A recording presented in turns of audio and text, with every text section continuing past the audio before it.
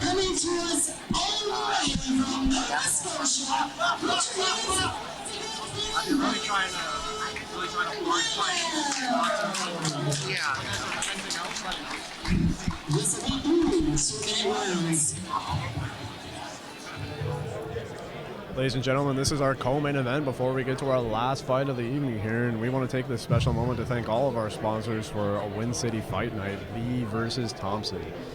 I mean, it's a long list to go through, but thank you all so much for making this possible. Thank you to the community for making this possible in Ontario and Michigan and beyond. So it's been an amazing night. We're almost ready to wrap it up with our main event, but we have one more, and this looks like it's going to be a banger too. Two guys with some good experience, ready to throw it down. I'm going to start this one off solo before Kara Rowe joins me back here on play-by-play, but we're going to watch this, see if they feel it out or if they go intense. This is only the second fight so far tonight where they actually kind of seem to be feeling it out, usually just rushing to that pocket to exchange as soon as possible and trying. A lot of guys going for that KO punch right away. These two feeling it out in the pocket, in the clinch, and really using their versatile skill sets. Ibrahim Gargar in the blue and Moe Milad in the red. Correction there. Oh, big right hand. The red pressing forward.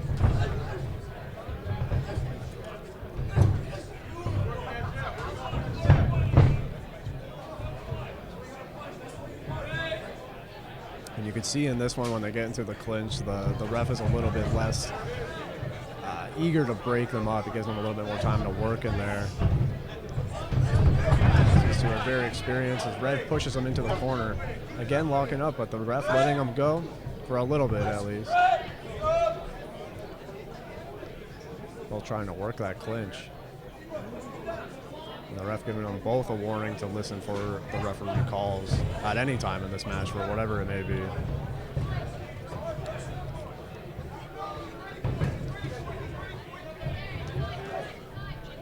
Again, going back to that clinch in the pocket.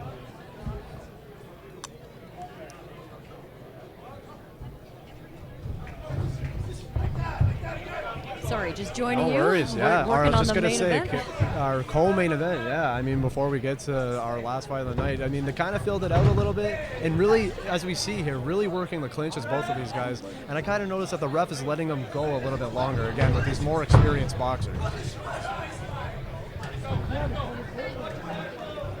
Yeah, I think the struggle with Blue a little bit is he's opening up before he throws the punch. He's not going straight in with the punch. He kind of pulls it out first and then tries to throw it, but Red is catching him as he does that.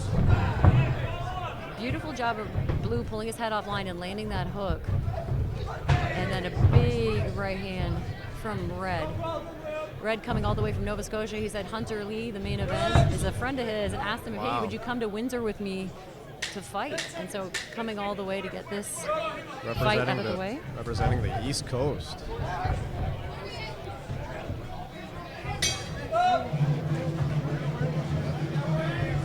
Good experience for both of them. This isn't, because quite often you compete within your province. You don't really get outside exposure.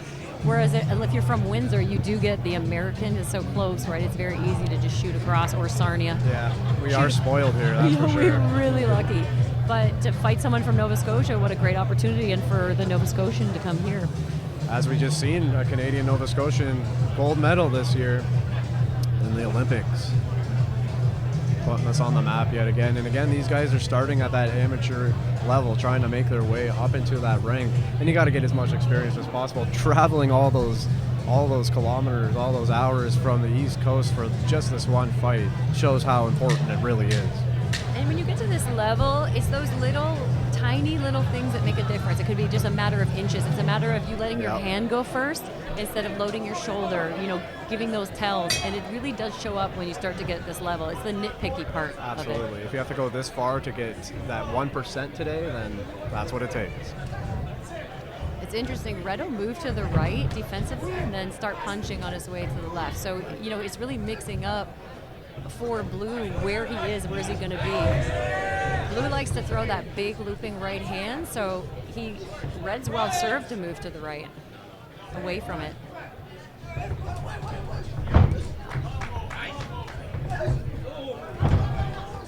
Red does a great job of putting multiple punches together. This is where you pull your elbow down and hit the uppercut. Kind of little strategies when you get tied up on the inside. We've been seeing a lot of that. What a beautiful change up. Bowing to the right, but then leaping with the left hook.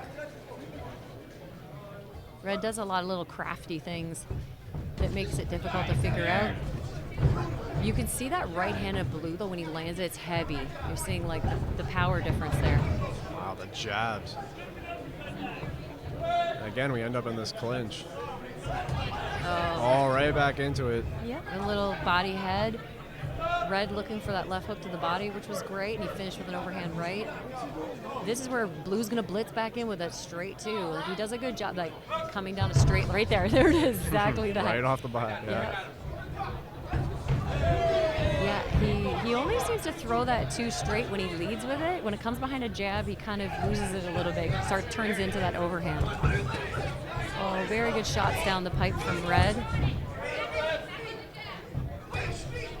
Oh, big jab. Blue's got to jab more. He's got a great jab. He's just not utilizing it as much. Sometimes people get caught watching and thinking, and they don't just use a jab as like a rhythm finder or just set up other shots. The most fundamental part of your boxing game should be. Yeah. Sometimes jab. when people are thinking, they stop, right? Right, And that's yeah. you got to think while you're jabbing, because Blue has a beautiful jab.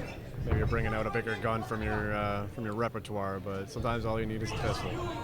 Yeah. Maybe not a good metaphor. But. Oh, little shoe shine action from Blue, which was great. That's a great answer because Red has done a really good job of putting his punches together quickly.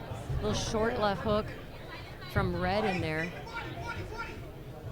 And that's just it. When your opponent's punches get wide, if you can throw inside that kind of hallway in between, you're going to land some clean shots. There's that straight two that he leads with each time. He's got a jab, though. Blue has a good jab. Nice right hand and an answer. Oh, that answer looked like it rocked Blue a little bit. His legs got a little shaky. Big right hand to the top of the head kind of shook him up. Red's looking for that slip jab on the way in so he doesn't get hit on the way in. He's doing a good job of landing it to set other shots up.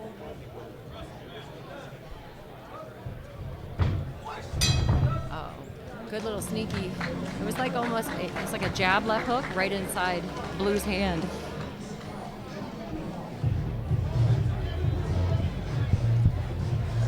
Maybe a little bit of an edge in the red corner right now, but we still got another 3-minute round here in our co-main event. And I think the power that I'm seeing from Blue when he actually like lets his hands go and he lands some shots, it's a heavier shot, right? Red has some heavy shots, but he definitely has the edge in volume. But if Blue can just like let his hands go and I just have confidence in that, people sometimes don't want to put combinations together because they think they're going to get wild and it's going to look ugly, it's not going to land. But you got to give up some shots sometimes so that one will land. Like you throw 3 punches just so that third punch will land. Not everything has to be. When you look at punch stats, it's not threw 100, landed 100. You know, they throw 300, they land 80. So people have to keep that in mind that sometimes you just let your hands go to set up some big shots. Especially at this stage in this fight when, you're assumingly going into that last round at a deficit. You need to do that, you know what I mean? It's not like you need to control the pace. You need to get yourself into the winner's column. Red does a really good job with shot selection. Like he's going to mix it up and he adapts.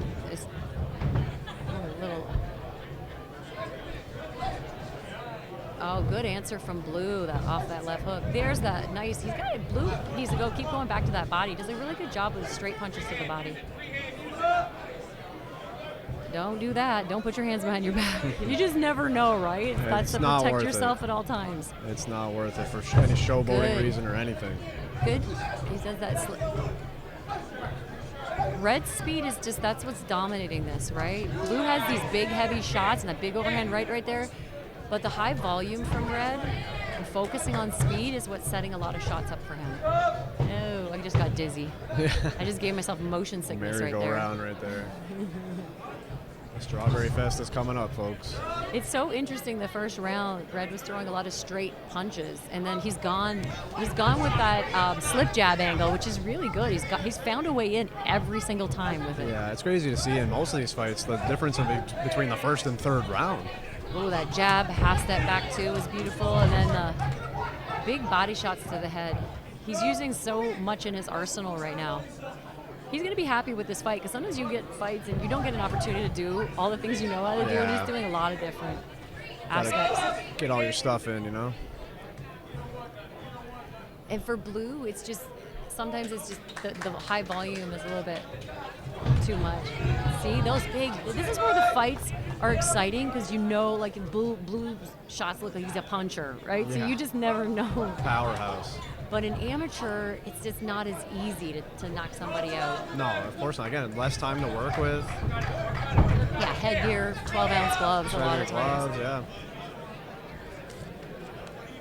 Just checking on this right now to see what size they're wearing. 12-ounce gloves. Yeah, so see, it's tricky, right? That's that big overhand right. See the power that Blue has, and he started to recognize. Yeah. He just realized he's the puncher. There it just we go, seemed yeah. like. Again, sometimes it's amazing how much time it takes to get there, but Yeah, it does. it's part of the game. What an amazing fight for both of This these is guys. a great fight, yes. Amazing showing from both athletes yet again. Oh, good little sidestep to that right hand. And the quickness of that little check hook that Red has, he just catches you when you come on the way in. And this is it, the last final seconds of this fight. Oh, good angle with those. And oh, yeah. Yes, great response. And the way he pulled out with that check hook after all those body shots was nice. There's no way you can get hit after something like that. What a great fight. Amazing fight. What are we using for the national anthem? Yeah, but she's worried about her daughter using this because the mic's so shitty.